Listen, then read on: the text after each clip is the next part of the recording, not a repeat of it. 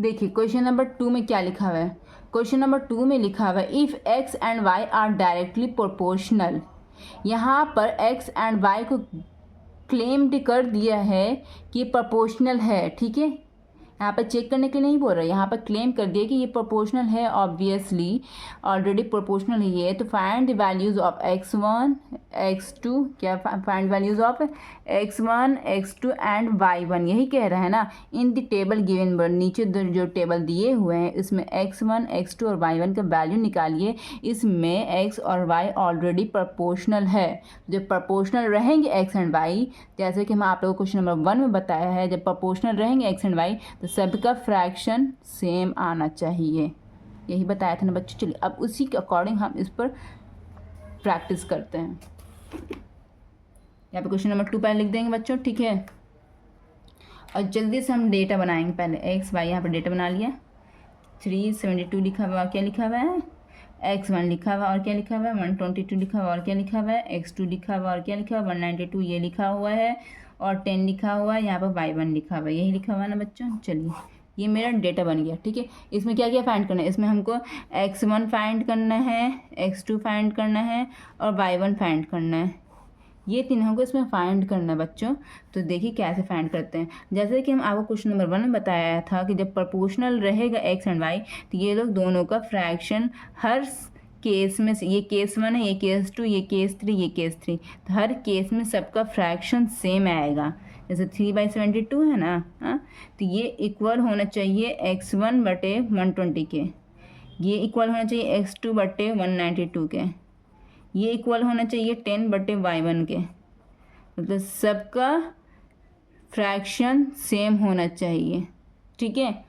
अब कैसे यहाँ पर, अब हमको ये फाइंड करना था। पहले हम ये दोनों केस की तरफ चलते। क्यों, कौन दोनों केस की तरफ, क्योंकि देखो इसमें भी अननोन है, इसमें भी अननोन है, तो कोई फ़ायदा नहीं है। तो हम ये दोनों केस की तरफ उठाते, ठीक है। जो हमको नोन, एक नोन वाला ले लिया, एक अननोन वाला केस ले लिया। तो 3/72 ले लिया, x1 बटे 120 ले लिया, ठीक है, ले लिया बच्चों। अब आगे बढ़ते हैं। यहाँ पे ये ऊपर नीचे कट रहे तो काट दीजिए। 3 1 3, 3 2 6, 3 4 12 कट गया। तो क्या आया यहाँ पर आया बच्चों, यहाँ पर मेरा आया 1/24 ये आ गया, और x1 बटे 120 ये आ गया, ठीक है। लीनियर इक्वेशन किसने किसने पढ़ा, आप क्लास 8 में हैं तो लीनियर इक्वेशन तो आप लोगों ने ज़रूर पढ़ा होगा। तो किसने किसने पढ़ा है कमेंट सेक्शन में बताइए मुझे। तो अब लीनियर इक्वेशन में ये होता है कि जब दोनों, ये लीनियर इक्वेशन के फॉर्म में आ गया, ठीक है। हाँ, क्योंकि LHS में समथिंग है, यहाँ बीच में इक्वल कंडीशन, RHS में समथिंग है, ठीक है। तो ये लीनियर इक्वेशन, ठीक है, और एक अननोन है। तो यहाँ पे ये होता है कि जब जब ये RHS है, ये LHS है, ठीक है।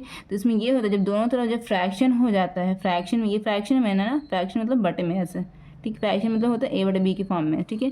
तो जब ये दोनों फ्रैक्शन में, ये भी फ्रैक्शन में, ये भी फ्रैक्शन में, तो कोना कोनी मल्टीप्लाई कहते हैं, हो जाता है, ठीक। इसको कहते हैं क्रॉस मल्टीप्लिकेशन। ये इसका डिनोमिनेटर इसके न्यूमिनेटर से मल्टीप्लाई हो जाएगा, इसका डिनोमिनेटर इसके न्यूमिनेटर से मल्टीप्लाई हो जाएगा। इट मीन इसको कहते हैं कि कोना कोनी मल्टीप्लाई। क्या कहते हैं इसको, कोना कोनी मल्टीप्लाई। तो कैसे हो गया यहाँ पर इसको मल्टीप्लाई करें, 24 को x1 से कीजिए, ये वाला कोना को ये वाला कोना से मिलाइए, 24 x1 हो गया है ना, मल्टीप्लाई हो क्या हो जाएगा, अगर 2 को x से मल्टीप्लाई करोगे तो क्या हो जाएगा 2x हो जाएगा। तो वैसे 24 को x1 से मल्टीप्लाई करेंगे तो 24 x1 हो जाएगा, इज इक्वल टू 120 को 1 से मल्टीप्लाई करेंगे तो क्या हो जाएगा 120 हो जाएगा ना। कोई भी नंबर को 1 से मल्टीप्लाई करोगे तो क्या हो जाएगा, वही नंबर आएगा ना, ठीक है। ये रफ है, ये वाला रफ है, ठीक है, समझाने के लिए बताया। तो कोई भी नंबर को 1 से मल्टीप्लाई करोगे तो वही आ जाएगा। तो इट मीन्स इसको कोना कोनी मल्टीप्लाई करना, ऐसे और ऐसे, ठीक है। ये वाला आप कॉपी में ये वाला एरो मत दीजिएगा, ये आपको समझाने के लिए कहा है कि कोना कोनी ऐसे मल्टीप्लाई होता है। चलिए अब आग बनाते हैं, ठीक है। अब x बोलेगा, ये तो अननोन है, ये नंबर नोन है, हमको पता है, ये पता है। अननोन मतलब कि जो नहीं जानता हम लोग, तो इसको नहीं पता, हमको x1 ही तो निकालना है। तो जो अननोन रहता है वो बोलता है कि हाँ नहीं, हम अकेले इस घर पर राज करेंगे। इसको बोलेगा कि तुम जाओ इस घर में।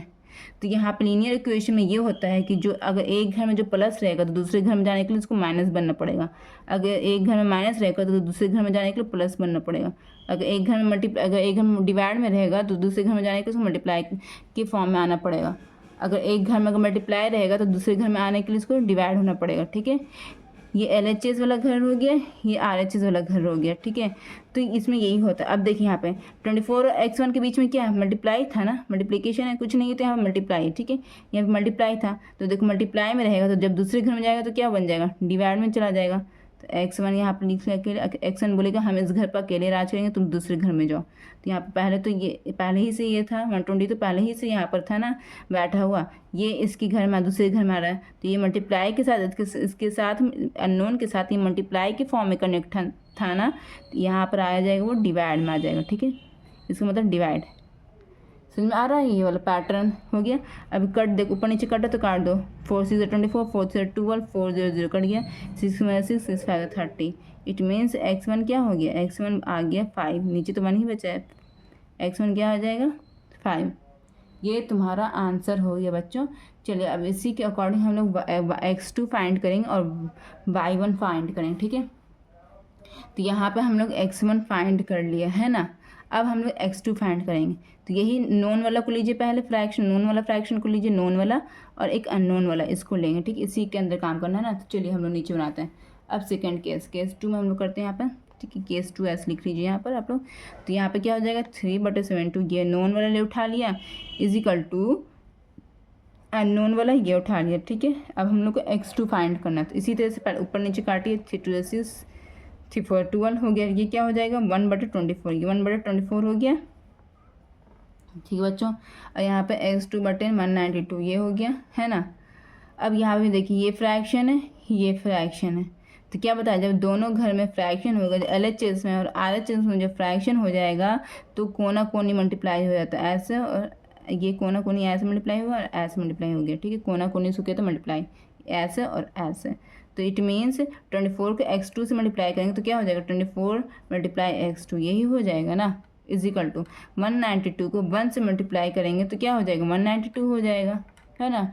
कोई भी नंबर 1 से मल्टीप्लाई हो तो क्या आ जाएगा, वही नंबर आ जाएगा ना। अब आगे बनाते हैं, ठीक है। अब x2 बोलेगा ये अननोन है, ये बोलेगा हम अकेले घर में राज करेंगे, इसको बोलेगा तुम जाओ उस घर में, तुम जाओ उस घर में, ये मेरा अकेला घर है, हम अपने अकेले घर में राज करेंगे। तो ये जो 24 है इसके साथ कैसे कनेक्ट है, मल्टीप्लाई के साथ कनेक्ट है। तो जब मल्टीप्लाई वाला जब दूसरे घर में जाएगा तो क्या बन जाएगा, डिवाइड बन जाएगा। तो x2 यहाँ अकेला रहेगा, इस घर में गया 24 इस घर में रोते पिटते आता है, क्योंकि x2 तो घर से बाहर निकाल देता है, तो इस घर में किसके फॉर्म में आएगा, डिवाइड के फॉर्म में आएगा, ठीक है। अब देखो ऊपर नीचे काटो तो काटो, 4 6 24, 4 4 16, 4 8 32 कट गया, 6 8 48 है ना, कट गया। तो x2 के क्या आ जाएगा मेरा, x2 मेरा आ जाएगा 8। यही आ गया ना बच्चों, कहीं पर गलती कर रहे हैं हम। देखिए आप लोग भी ट्राई कीजिए, देखिए x1 मेरा निकल गया और x2 भी मेरा निकल गया, ठीक है, 2 पीस निकल गया। अब हमको थर्ड निकालना है, थर्ड क्या निकालना है आपको, y1 निकालना है। तो y1 निकालने के लिए देखिए इसका भी काम हो गया, इसका भी काम हो गया। अब ये बच्चा है और ये एक नोन वाला ले लीजिए, जो पता है आपको, एक अननोन वाला ले लीजिए, ठीक है।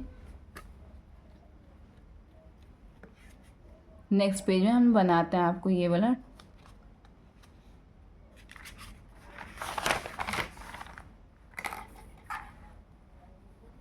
क्या था केस 3 में क्या था, 3/72, ठीक है। ये केस 3 ऐसे लिख लीजिएगा, और 10/y1 यही था ना, हाँ। तो ये कट गया ऊपर नीचे, 3 2 6 3 4 12 3 3 कट गया। तो क्या आ गया मेरे, ये 1/24 आ गया, और बीच में इक्वल का निशान तो इक्वल हो गया, यहाँ पर 10/y1 यही है, ठीक है। अब फिर बताया कि इस घर में फ्रैक्शन है, इस घर में भी फ्रैक्शन है, तो कोना कोनी मल्टीप्लाई हो जाता है। तो y1 को 1 से मल्टीप्लाई करेंगे तो क्या हो जाएगा, कोई भी नंबर को 1 से मल्टीप्लाई करते तो वही आ जाता, तो y1 आ गया। और 10 को 24 से मल्टीप्लाई किया, 10 × 24 कोना कोनी मल्टीप्लाई हुआ ना, तो क्या हो जाएगा, 24 को 10 से मल्टीप्लाई किया, क्या हो जाएगा 240 हो जाएगा, ठीक है। तो y1 मेरा क्या आ गया 240, यही मेरा आंसर आ गया। तीनों निकल गया ना, x1 भी निकल गया, x2 भी निकल गया, y1 भी निकल गया, ठीक है बच्चों। क्वेश्चन समझ में आया तो ज़रूर मुझे कमेंट में आप इन्फॉर्म कीजिए, ताकि मुझे खुशी हो सुनकर कि मेरे पढ़ाने से मेरे बच्चों के अंदर अंडरस्टैंडिंग डेवलप हो रही है। चलिए नेक्स्ट क्वेश्चन की तरफ हम लोग बढ़ते हैं।